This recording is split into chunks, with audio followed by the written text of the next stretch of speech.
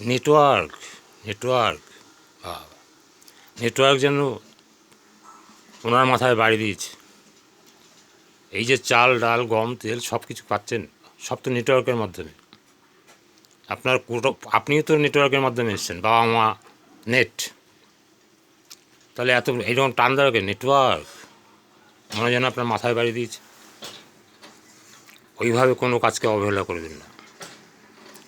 এরকম একটা বাড়িতে টান দিয়েছে নেটওয়ার্ক বলে, আমি তখন বললাম যে আমি এই কাজটা করব না। আপনি যখন নেটওয়ার্কে এত ঘৃণা করছেন, নিশ্চয়ই কোনো না কোনো কারণ আছে। তাহলে আপনি আমাকে একটা চাকরি দিন, আমি এই কাজটা করব না। বলছি চাকরি কোথায়?